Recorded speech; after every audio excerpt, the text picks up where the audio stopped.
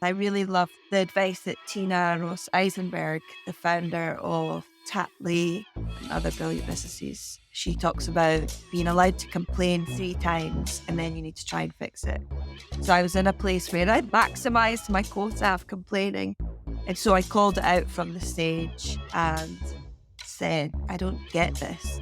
Like, the people on this stage are not representative of this audience looking back at me. Like, why is this happening? Why are you not on stage telling your story? And so that was the day where the fire that never be extinguished was lit, if you like. You're listening to Not My First Guess. I'm Hattie Willis, your host, and each episode I talk to an entrepreneur, investor, or startup expert to unpack their hardest moments, biggest wins, and hard-earned advice so we can shortcut our learnings as founders together. Today I'm joined by Lauren Currie, OBE, founder of UPFRONT and host of the UPFRONT podcast. UPFRONT is an organisation dedicated to changing confidence, visibility, and power for 1 million women and non-binary people. The idea was born of Lauren's own frustration with the lack of women speakers and the dominance of all-male panels at conferences. She's been doing this work since 2016, and wherever she goes, it's her aim to take other women with her and amplify their voices.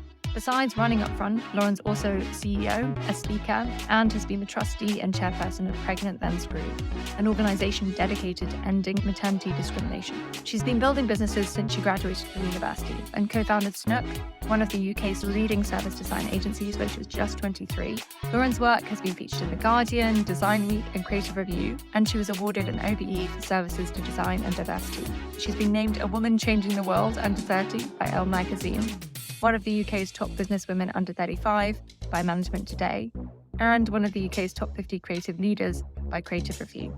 In this episode, we discuss how to trust yourself to do the thing that feels like the one, testing an idea with a post-it note on the back of a toilet door, how to redress your lack of confidence, the most important thing you need to know about imposter syndrome, and why you need to double your price now. So without further ado, let's get started. So, Lauren, welcome to the show. Hi, thank you so much for having me. I'm happy to be here. There is so much to cover with you. So we're going to do a lightning overview of how you got into being a founder and then get into some of the really tangible things I know that our listeners will want to know around your messages around imposter syndrome and building confidence that are going to be so important for them. So let's start with that founding journey. You've been founding businesses, scaling, advising since 2008. How did you first get into being a founder? Was it something you knew you wanted to do? What was your story there? So my founder story is one that is centered on accidents. I think, like all of the best founder stories often are. Growing up, I didn't have people around me who were running businesses. My mum always worked in sales and she always had side hustles, which I can now see that was a very strong presence in my life, that she would mainly based around craft. So she would make beautiful accessories and wreaths and dolls and things that I remember people used to bring her the fabric that they'd got for their new curtains, and she would make dolls, the same fabric and different things like that. So there was definitely a sense of hustle that was very present across my childhood. But really early on in school, I was really lucky to discover the thing that lit a fire in my belly. I had an incredible art teacher, and coupled with a very supportive family meant that from a very early age, I was determined and focused that I would be a designer. And I would have my photograph in IKEA next to the lampshade that I had designed. And off I went to art school with ambitions to be the next Steve Jobs, a product designer that would change the world. And then really early on in my studies, I was introduced to a very emerging discipline of service design, which is of course now super common. We've got customer experience teams, design thinking is very mainstream. But back then it was very new and emerging, a very small discipline. And that was when I realized that I could use all the things I was brilliant at around product design and apply that to experiences and services, and the idea of applying that to public services that really matter and could make or break somebody's life or somebody's day felt very compelling and profound for me. And so around about that time, I figured I'll get a job as a service designer and I'll go to London because that's where the agencies are and there's only a handful of them. And when that time came, I didn't want to go to London and I didn't particularly like I didn't feel drawn to any of the agencies there. And so I built my own, and it started off, we had one client, one project, then we had another client and another project. Our first employee in inverted commas was Kirsty, our intern, who we paid on a weekly basis because we just were very much making it up as we went along. And so that was my first venture. I built that kind of from scratch with my co-founder for kind of best part of 7 years. It's now one of Europe's leading consultancies in that space, which I'm really proud of. And yeah, then since then been building. I actually was looking at it in preparation for our conversation. So there's been 6 businesses between then and now. Then, of course, Upfront was one that I started in the middle of that journey as a side hustle alongside my other business. And that's now my full-time focus. So 2 years ago, I decided to take the leap and become a full-time founder. And that was actually a really difficult decision for me because for most of my career, I've had multiple businesses at different stages, all happening at the same time, which kind of speaks to my obsession and kind of love for starting things. Like starting something out of nothing is just the best thing in the world. And I'm really good at it and I love it. And now I'm training myself to get my kick out of starting something, but starting something inside the umbrella of my company rather than thinking I need to go start a new thing. So much I want to dig into there. Let's start with juggling multiple businesses at a time, juggling multiple roles at a time, because I feel like this is something a lot of people are doing, whether it's a side hustle alongside a full-time job or whether it's, to your point, multiple irons in the fire with different businesses, side hustles coming within businesses or outside. Yeah. What were some of your lessons learned around just having to wear so many different hats at the same time? And I guess now what's the difference? Now you're more focused on Upfront full-time. Yeah. It's a really good question because it's one that I think about a lot in terms of reflecting on the journey I've been on and being quite fascinated as to why it took me 6 years to say, this is what I'm here to build. And I think the short answer to your question is those other ventures were me doing the thing that I thought I should be doing, me doing the thing that felt safest, not fully trusting myself to do the thing that I could feel was the one. If you think about it, a bit like dating, isn't it? I was courting multiple ideas and multiple teams.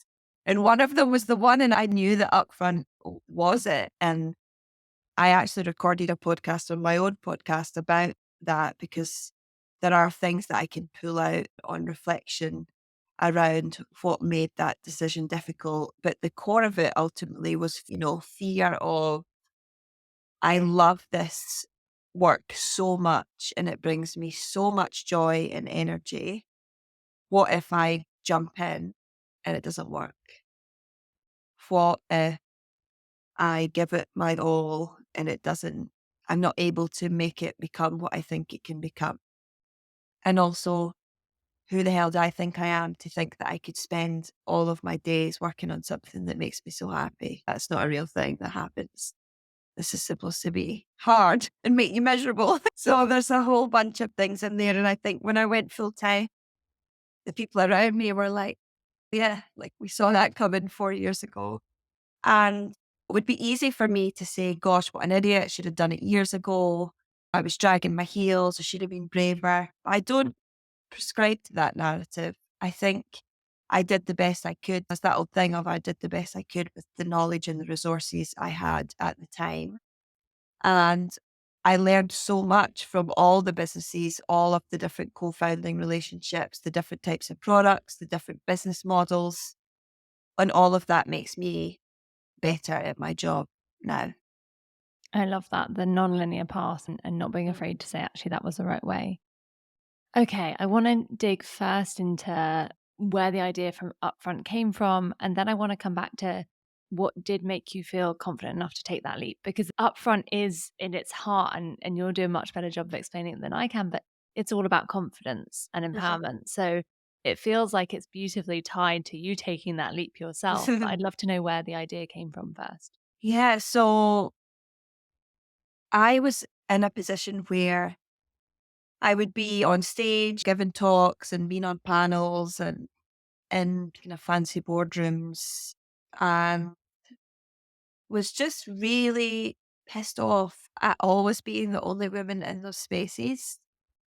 And I just couldn't get my head around, like, why is this happening? Like, where are all the women? Like, why is everybody in this room white? Why am I the only person with a regional accent? Why am I the only person that didn't go to a red brick university? It was like a constant stream of experiences. And so there was one day at a conference in Bristol, and I remember it so clearly because my friend Amy, big love to Amy if you're listening, was with me, and we were sitting in the audience, and my talk was coming up soon. And I was like, I have to say something because I was the only woman on the whole agenda of the whole event. Of course, now, A, we hope that wouldn't happen. B, I definitely would never say yes to an invitation of that shape. But back then, that was the situation we were in. And I felt a bit sick because I thought if I say something, I'm going to upset the event organizer. I don't want to upset or shame anybody, but at the same time, I feel like I need to call this out because I really love the advice that Tina Ross Eisenberg, the founder of Tapley and other brilliant businesses, she talks about being allowed to complain 3 times and then you need to try and fix it. So I was in a place where I'd maximized my quota of complaining. And so I called it out from the stage and said, I don't get this. Like, the people on this stage are not representative of this audience looking back at me. Like, why is this happening? Why are you not on stage telling your story? And so that was the day where the fire that will never be extinguished was lit, if you like. There was a big queue of people waiting to speak to me. And I also put a post-it note in the women's toilets that said, would you like to be on stage one day? Tweet me. So my Twitter was on fire, all these people waiting to speak to me. So I'm having these conversations. And of course, with my design hat on, I'm trained to gather insight, gather data, test assumptions in the moment in these conversations. And so I walk away thinking, this is really fucking complicated. It is linked to really complex things like sexism and racism and ageism and prejudice, and the fact that we do not live in an equal society where everybody has equal opportunities. It's also hugely linked to mindset, the beliefs you have around the permission you have to take up space, the permission you have to use your voice. And the third one, which was the one that felt so tangible and almost quite easy to tackle, was people saying to me, I would never ever stand on a stage. Like, are you crazy? That is like the scariest thing I can ever imagine. And the data shows us, like, people are more scared of talking on a stage than they are of death. Like, it's so scary for people. And I thought, why is it that in our professional lives, when we want to upskill in any realm, there's lots of ways to do it. We can go on a course, we can buy a book, we can get a mentor. But yet, if we want to get good at standing on a stage, where do we go? Because you don't get to practice it. The first time you stand on a stage, there's 300 people looking at you. You need to be good at it. And you need to be calm and articulate, and you don't get to practice. And so that was the pixel, if you like, that I decided to zoom right in on. And I said, I am going to design a way for people to practice being on the stage that's the opposite of scary.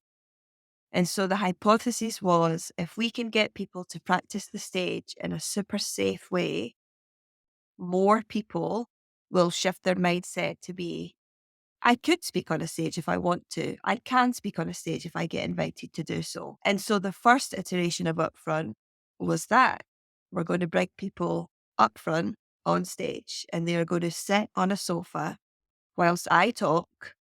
So they don't need to talk. I'll introduce them and I'll explain to the audience that they're all really nervous and they're here to build muscles and overcome this fear. So let's be lovely to them.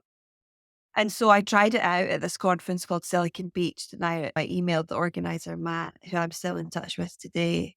And because he was like, I just thought you were a crazy person. I emailed him being like, so I'm really looking forward to my keynote. I would love to invite people from the audience to come on stage with me so they can overcome stage fright. And he's like, sure. Like, wow. And so we put out this email. Do you have stage fright? Would you like to come on stage with Lauren? You won't be asked to speak at any time. This is how it's going to work. And we had 50 people reply, sending me paragraphs and pages of stories of even the idea of this is making me sweat. I'm having heart palpitations, but I know I need to do this because it is holding me back at work. It's holding me back in my friendships, whatever that might be. And so we try it out and it's amazing. And the people who sat on the couch, we had extra deck chairs to fit more people in. Some of them were like, this has just totally shifted everything for me because it's not that scary. And the audience were kind.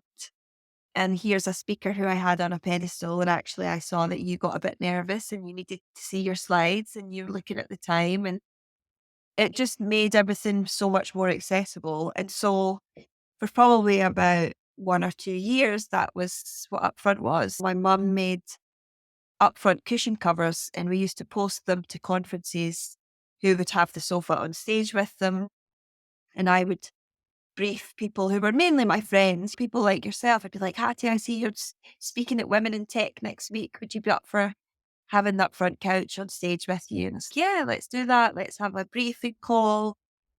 And then, there was no business model, there was no commercial exchange. It was just helping people. And then as I would have debriefs with these people on the couch, they would be like super excited. This has just been amazing. Do you have a podcast? Do you have a workshop? What do we do next? And I was like, I have no idea. So I'm busy doing other things.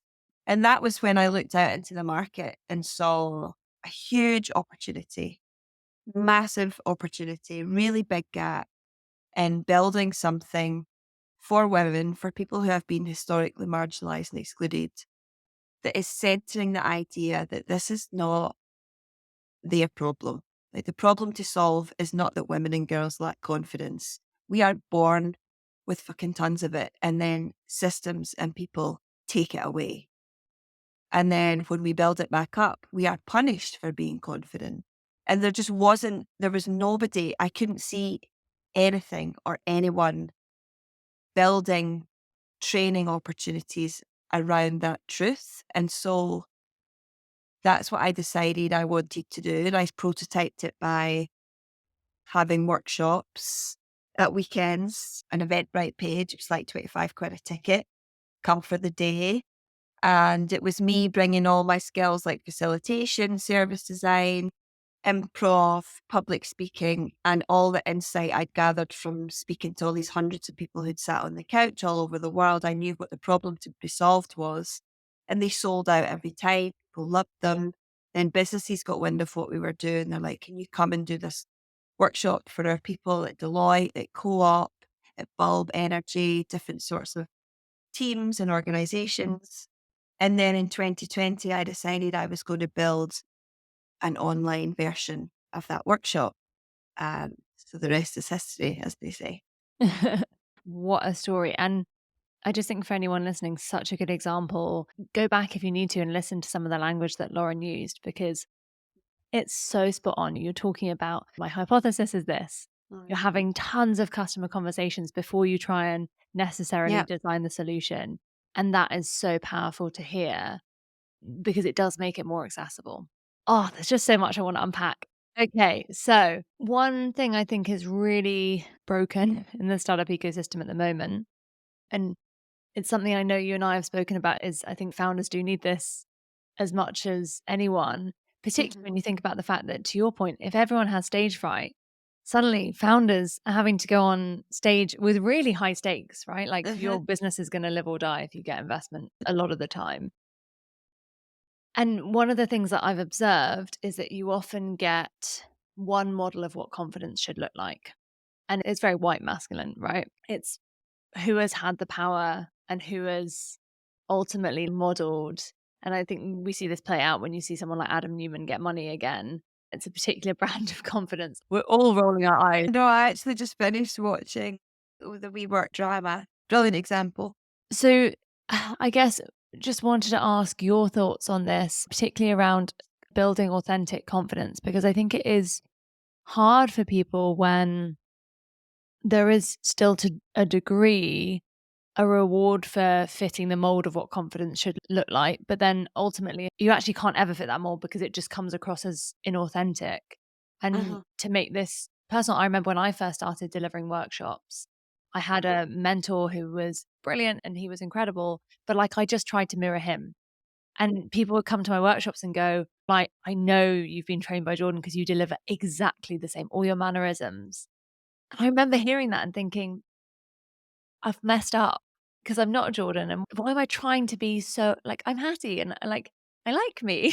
Why am I not going on and being me? And that for me actually took years to get confident enough to go onto a stage or go onto a workshop and actually just be me, not who I thought everyone expected or wanted to see, but just me.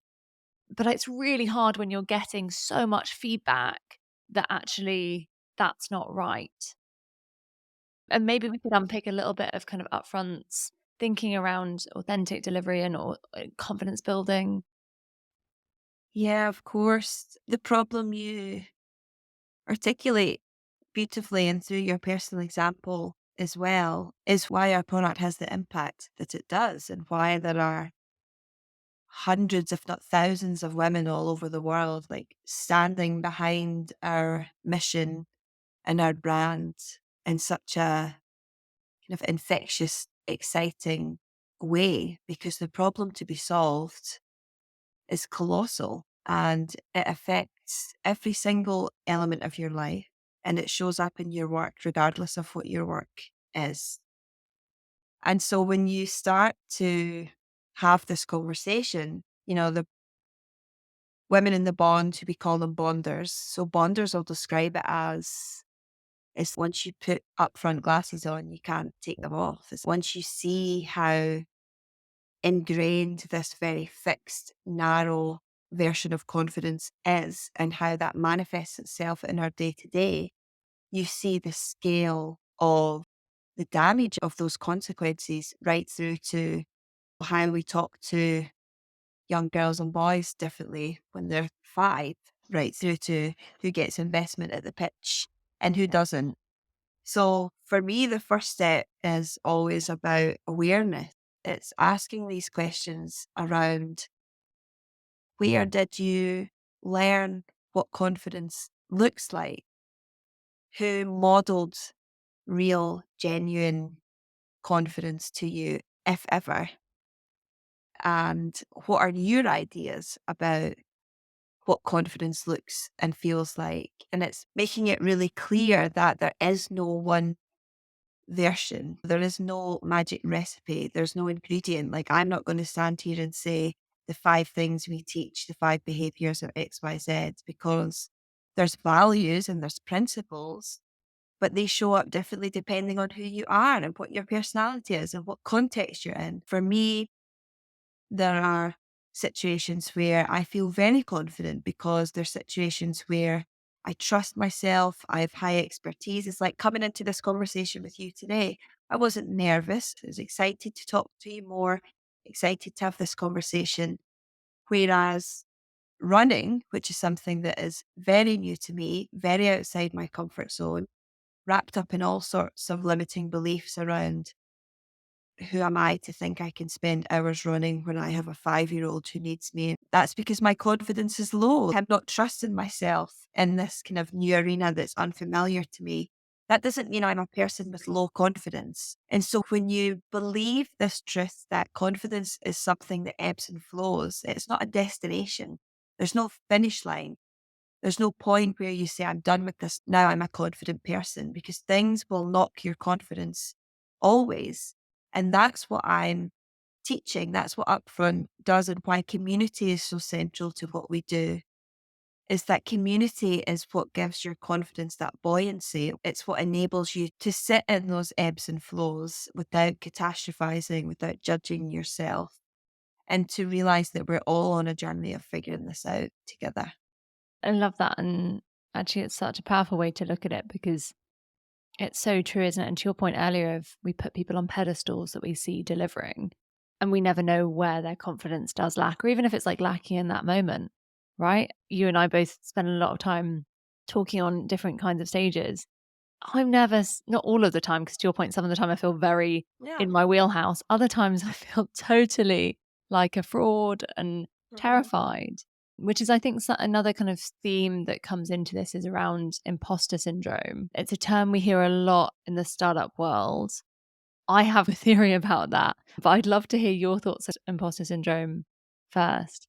It's very timely because we actually just launched our free masterclass, which is happening on the 11th of May, all around imposter syndrome. And it is called You Don't Have Imposter Syndrome. So that gives a hint to my perspective on this idea that we've all become a bit obsessed with, really. And I think it's interesting because language is so powerful. Like, being able to give language to something can be really profound and creates progress. And I think the language of imposter syndrome has been incredibly helpful because it has enabled us to have a way of expressing ourselves and talking to each other about this self doubt, this lack of self belief, feeling like a fraud, all of these things that some of us will be very familiar with, others not so much.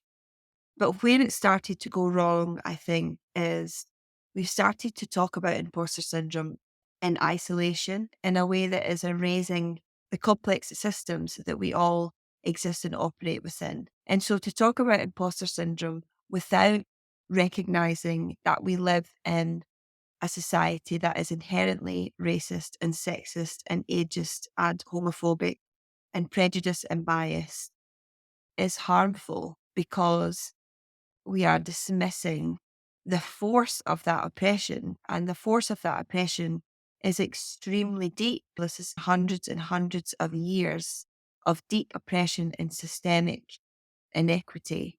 So if we are going to talk about a young Black woman feeling like an imposter in a boardroom in corporate America, yeah, because that boardroom in corporate America was built for middle-aged, middle-class white men.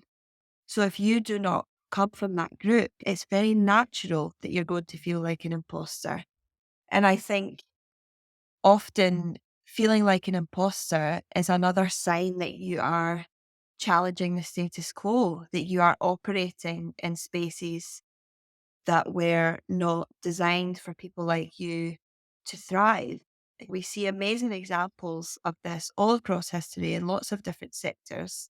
And the other piece about it is realizing that the system is working exactly as it was designed to work. You are supposed to feel like you don't belong. Do you have imposter syndrome? Or have you been intentionally made to feel like you do not belong in these environments? Let's take an example of women talking openly and honestly about finance and wealth. Feels very, very uncomfortable. Many of us are going to go to a place of, I don't know enough, I don't like this, feel out my depth, feel judged, feel like a fraud. I earn lots of money, that still feels bad. I don't earn enough money. You can't win. This whole situation just feels terrible. Yeah, because that's intentional. Money is a taboo on purpose, because It's when different types of people start to access those conversations and build new norms, new stories, new role models, the status quo starts to change. And the people in power do not want the status quo to change. It's like that's what they want. That is the patriarchy's dream come true, for us all to stay quiet and us all to stay in our place. And when we start to step out of that, often you're going to feel like an imposter. And that's okay. And just adding a specific founder lens, if it's helpful for those listening, everything that Lauren just said adds complexity. If you're from a group that has been marginalized and told you don't belong, then this is going to be at a different frequency, right? You walk into a room of investors and no one looks like you. Of course, it's going to be at a different frequency. And again, it's hard when the truth is that does change your ability to get funding. That does change how you're valued by the ecosystem, which is fundamentally wrong and shifting. But to your point, it's not you that has the problem. The syndrome isn't yours, it's the room's. But I think sometimes the other thing that we forget as founders is that you're fundamentally doing something new, something that hasn't been proven, something that is risky. And anyone in that space would feel some sort of imposter syndrome just because they haven't done it before. So I think there's like a base level we need to almost accept. And then there's a level, to your point, where we're mislabeling what is a systems issue and making it a personal one. Exactly. Because a lot of the conversations that exist around imposter syndrome right now are putting the emphasis on the individual and not on the room. I meet organizations that'll say, can you come and give us a talk on imposter syndrome? It's like, I would much rather talk to your leadership team about fair pay and anti-racism and bias. And like, that's the conversation to have. And that's the problem to be solved. And I think you're totally right. When you're a founder, you are inherently choosing to operate in a constant state of uncertainty, constant state of unknowns, discomfort. And you're right, that will be amplified over and over again, depending on the characteristics that you represent. But it's part of charting new territory. And for the founders listening, I would say just know that you are not alone in that and recognize how powerful it can be to share that with community and be honest and open about where you're at, because I think it's something that we all experience in different frequencies throughout our founder journeys. And I think it's important as well that in the conversation about reframing imposter syndrome, that we actually give room and safe space for people to unpack this and say, what has informed this? What are those voices in your head? And actually, whose voice is it? Because it's not always yours. 100%. Something that I talk about with bonders is designing your audience really intentionally and the voices that you describe, and it's realizing that you have given them a front row VIP seat in your audience. And we literally get a piece of paper and sketch it out and we say, you're no longer in this room. You're not welcome in the auditorium. It's time for you to leave. And instead, the person who's going to sit there is Lauren or Hattie, who is your biggest fan, going to cheerlead you all day, every day. I don't even care what you're going to say. I know it's going to be brilliant and I'm going to love it. You know, somebody who has your back unquestionably, undoubtedly. It's like being really intentional about whose voice you pay attention to. Because I think it's naive. And I think things like Instagram don't help sometimes with these narratives. It's like the shiny Instagram post of get rid of your inner critic and don't care what anybody thinks. So, all right then, now you've told me. These things are really complicated and they take a lot of hard work and time and energy. And often that's therapy, often it's coaching, often it's conversations with experts like yourself who, you know, can coach you through these of unlearning and reframing and telling new stories. But I think the power of recognizing that it's not that you can ever eliminate those voices or ever eliminate that self-doubt, but what you can learn is to always take action despite those things. And that's where I always promise bonders they will get to. It's like you will do the thing despite what the voice is saying or despite what the inner critical voice thinks. You will always do the thing. And it's that doing part that I think is the antidote, because I think often you can get so wrapped up in thinking about this stuff. So you need to take action and do the thing. And that's what quietens the voices. Valentina Milanova talks about this in her episode talking about Day so brilliantly, I think, about being a startup founder. You have to have such a growth mindset and such a sense of actually, I don't know a ton and I'm going to learn it, and the role of therapy and coaching in that. So I'm curious your experience as well of how it's impacted your leadership more broadly, not just the kind of confidence to be on stage or in an audience. I really believe that being honest, especially in a sector and an ecosystem like the one that we are in, can have incredibly positive consequences, because it is that lack of honesty that I think can amplify these negative stories.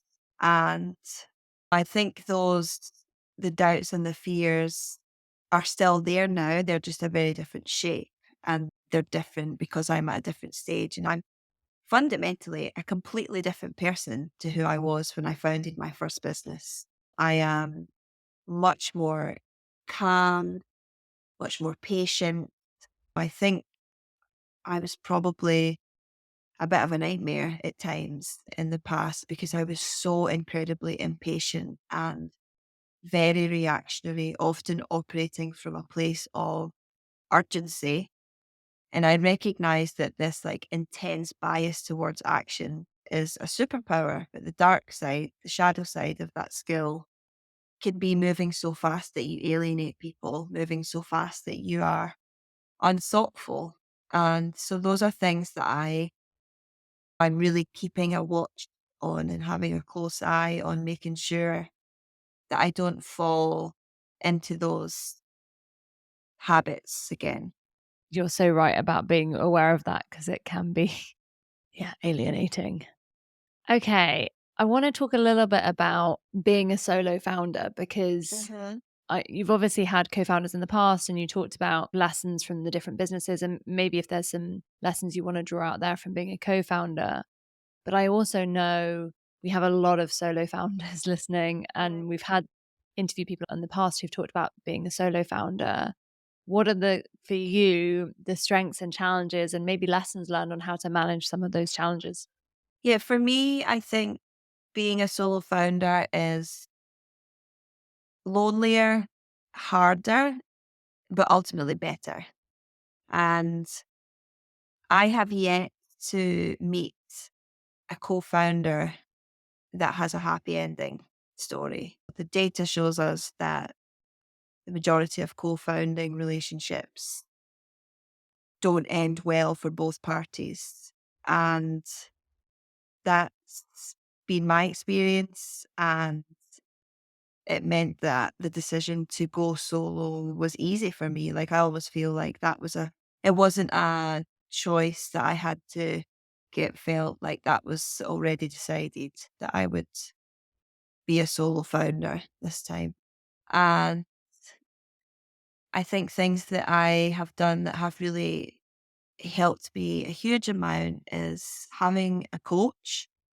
So I have an amazing coach, Sarah, who has really transformed my relationship with myself.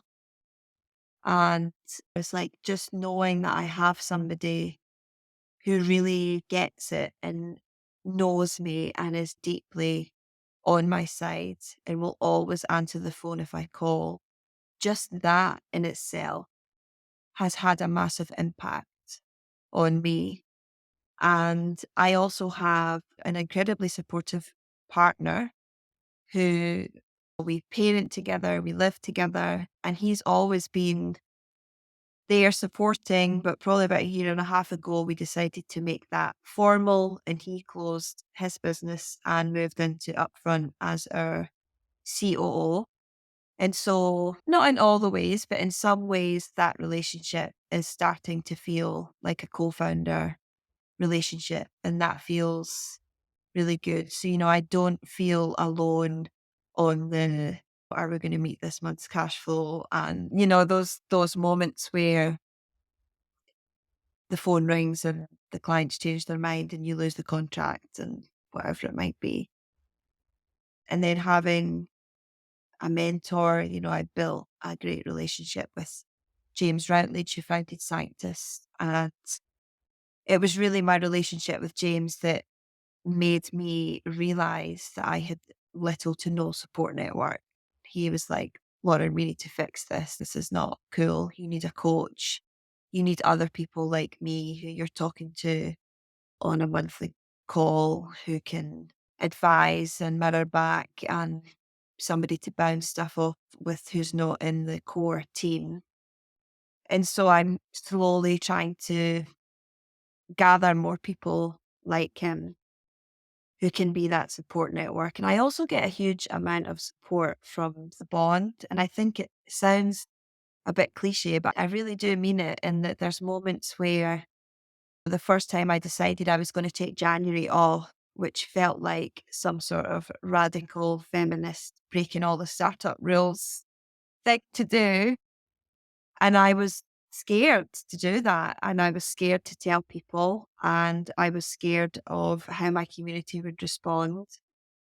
And they were the first ones in my inbox to say, you're amazing. That's amazing. Like, you're showing us a different way of doing things. And most importantly, you're role modeling what you teach us. So thank you for that. And so I also get a lot of energy and kind of feel seen and supported by my own community, which feels really special. That's an incredible thing to build. Going back to James's point, how do you go about finding people like that, though? Those kind of advisors, but more than that, those deep supporters that aren't in the business but can meet with you and soundboard with you regularly? It's super difficult. I do not know the answer.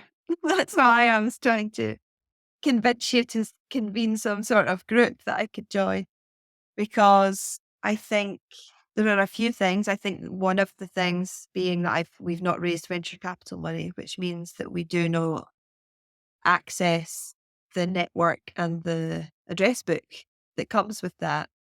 I feel like there's a club that I'm not allowed in. And that's just annoying, really, because I don't get to have the spaces where I can build those relationships the same way I would if we raised money. I think being mission led as well means the population becomes smaller. Not that necessarily peers always have to be mission led, but there has to be like an understanding of that. It changes how you make decisions. And also not being in London. I left London 2 years ago. I now live in Stockholm, and I found the Stockholm scene pretty much impenetrable. I think all those things contribute. So to be continued, hopefully when we do part 2, I can tell you who my new peers and mentors are. I love it. Just on that note, we actually haven't talked about fundraising. And in part, it's because listening to how you've grown up front, it doesn't strike me as a business that necessarily needs outside funding because of the way you've grown it. Has that been a temptation at points? Like, how have you thought about funding along your journey? Oh, it's absolutely a temptation. And, that I would say 80% of that temptation is driven by my ego, because I'm not going to get on the cover of Forbes building Upfront the way I'm building it, even though my business is in a healthier shape than lots of businesses who I wrote in that magazine, because it's not sexy. It's not as shiny. Like, we've grown from 0 to £1 million in revenue in 23 months, totally bootstrapped. And I know that's amazing. Like, I know that is something to celebrate and be proud of. But because there's no VC there, that story, it doesn't seem as sexy and it doesn't hit the same way. So that's a piece of it. The second piece of it is we are forced to grow slowly, and that frustrates the hell out of me often. And there are days when I just think, well, what would we be doing if I had a few million extra pounds? Like, what would that look like? We could build the app that we want to build now. And it's not off the table. I think it's a conversation that I'm always open to having. But right now, my perspective is I want to bootstrap for as long as we can. I want to remain profitable for as long as we can with that model. And I want to own as much of my business as I can for as long as I can. So we'll see.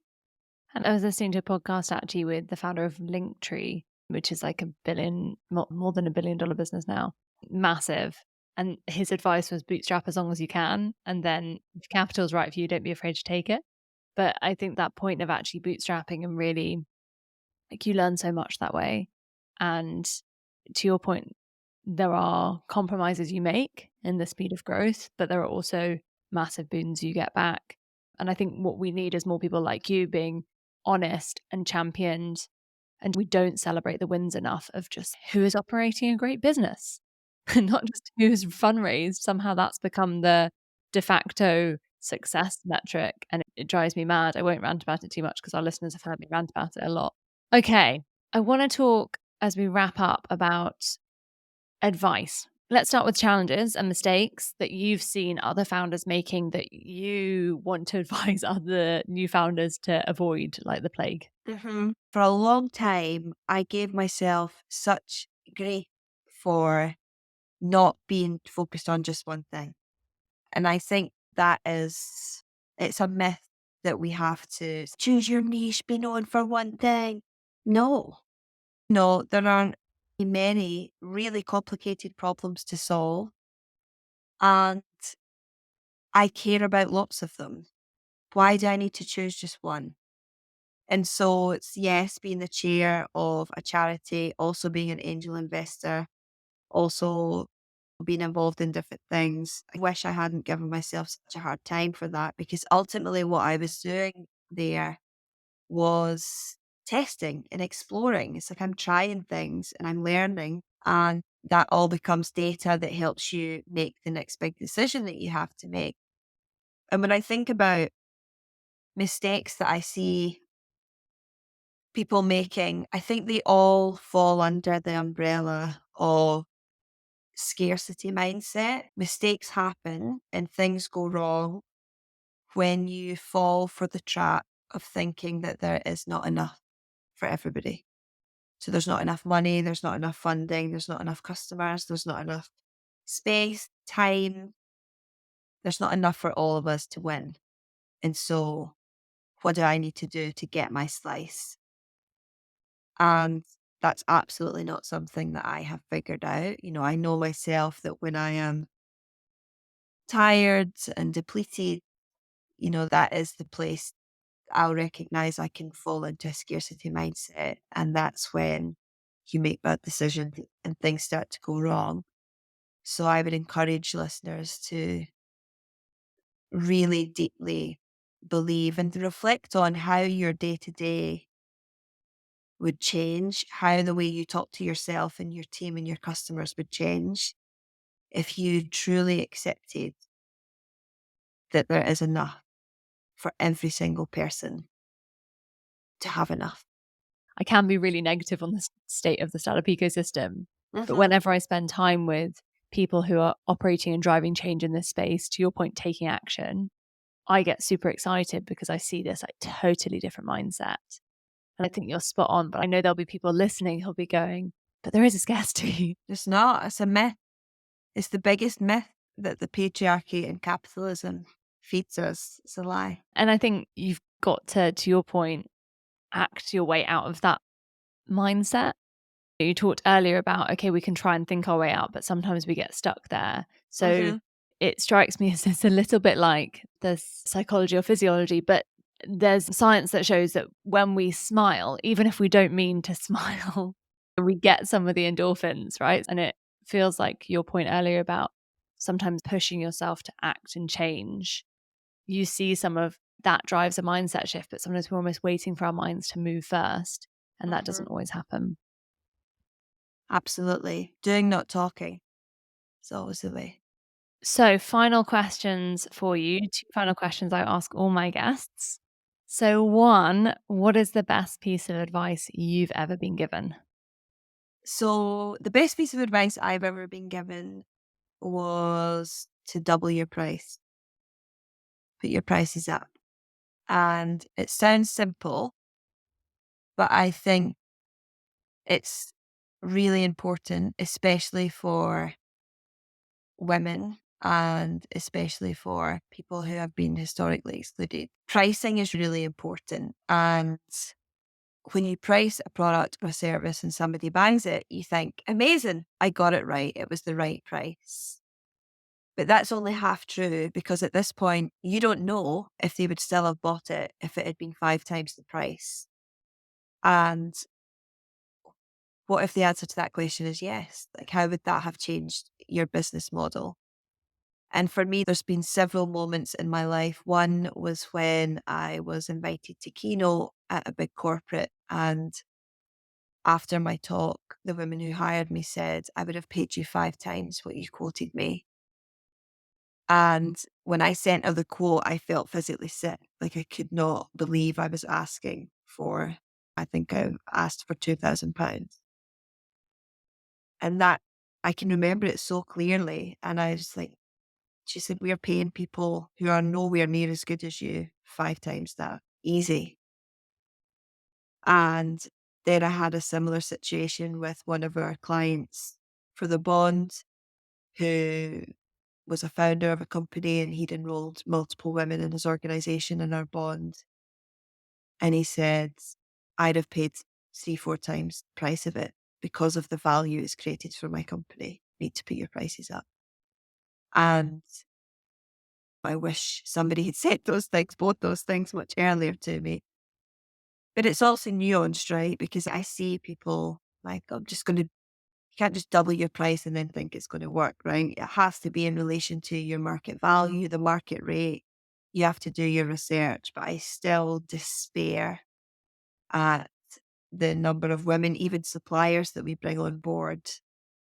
And usually at the end of our kind of project, I say, you do realize you're not charging enough, nowhere near enough. And often that's met with like shock horror, because they feel uncomfortable even charging what they're charging. So put your prices up. And I think, to your point, like, there is a market rate, and even within what I do, there are different thresholds based on different budgets. Okay. And so you have to be quite adaptive. And it's so, pricing is, I always talk about, it's like art rather than science half of the Oh, time. We can get 100%. into like A/B testing later, and it's more Yes. scientific, but like lots of the time it's more art.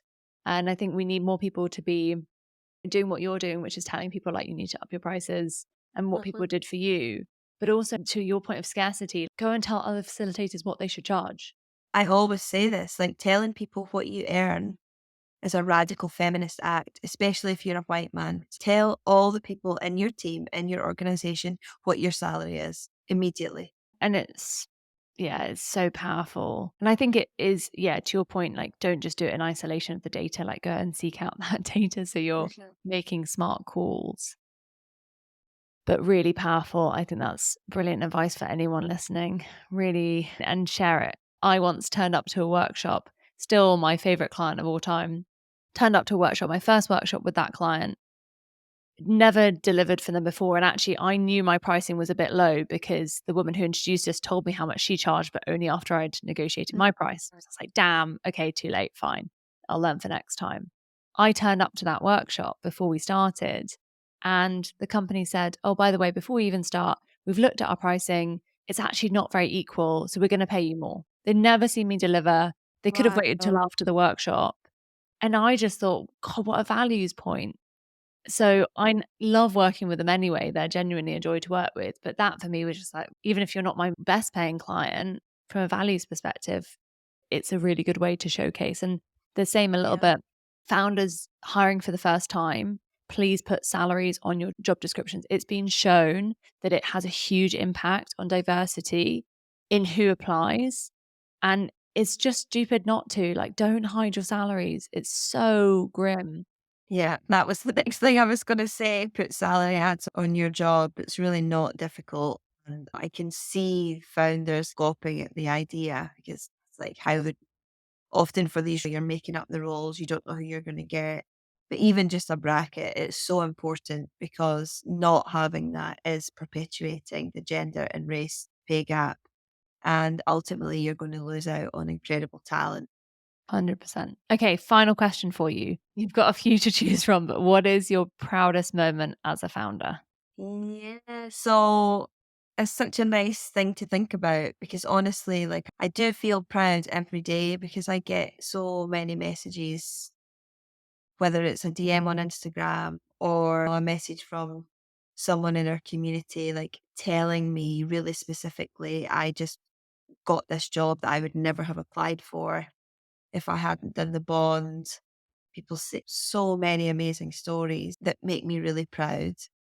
But I think there's two that jump out. So one, we just had our very first in-person conference. Huge deal. Like conferences, I now know are really hard work and very intense. And it was the first time we'd ever brought our community together in person. We were in Glasgow, 20 minutes away from where I grew up, in an incredible venue. My dad and my brother turned up at 5 a.m. to help us set up. And I danced out into the stage in a red sequins jumpsuit to Annie Lennox's Sweet Dreams. And I now have learned that my dad is like tears running down his face. And I feel even emotional talking about it because to be stood there, kind of where I grew up, where I built my first business, and to see that the sea of our community there and the look on their faces and feel the energy in that room was just like, I'll never forget it my whole life. It was really amazing. And then I think the second thing was recently we've started playing a new game around the dinner table with my 5-year-old where we choose something that one of us knows a lot about and then we all get to ask 5 questions each about that thing. So it's Daddy knows lots about biology, so we'll ask him questions. And when it was my turn, they wanted to ask me about work. And so my wee boy said, "What makes you love UPFRONT so much?" And I couldn't answer him for crying. It was just like such a special, because it showed me that he sees that every day. Like he sees me loving my work every day. And I feel really proud to think about the impact that will have on the decisions he'll make in his future. Gosh, 2 very powerful moments. My boyfriend Yeah. constantly tells me I'm a sop, but like tearing up just hearing some of that. Yeah. Amazing. Lauren, thank you so much for all that you've shared. And you're spot on. There's got to be a part 2, right? Look forward to catching up. And Thank you so much. yeah, thank you. And if you have questions for Lauren, we'll put links in the show notes to where to find and follow her, and obviously to UPFRONT as well. So do go check it out. And I genuinely think it's one of the best things you can do with your day is to go and give that a follow and get some of the vibes that come just out of the UPFRONT socials for a start. So go and do that straight after this. Yeah, and we do have our next bond is on the horizon. So bond 7 starts on June 5th. Our last bond, we had 512 women from 25 different countries. So bond 7 is going to be epic. If you are curious about joining, please send me a message. Come hang out on our Instagram, check out our podcast. We would love to welcome you. Perfect. We'll put a link to that and also to the Imposter Syndrome workshop if you're listening before, Yes. was it the 11th of May? Yep. If you're listening for the 11th of May, we'll go join that as well. It's free to try. So, Lauren, thank you again and can't wait to catch up soon. Thank you. See you later. Bye. That's it for this episode. It's been a pleasure recording it for you, and we hope you love it. If you do, please do take a moment to give us a few stars or 5 on your podcast app of choice, so lots of other founders can find us too.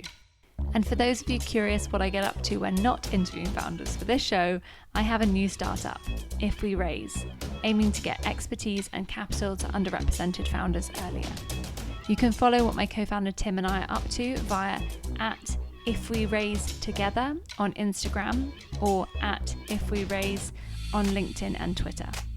We'll be sharing our lessons learned along the way, as well as highlighting the incredible founders and angel investors joining the If We Raise journey.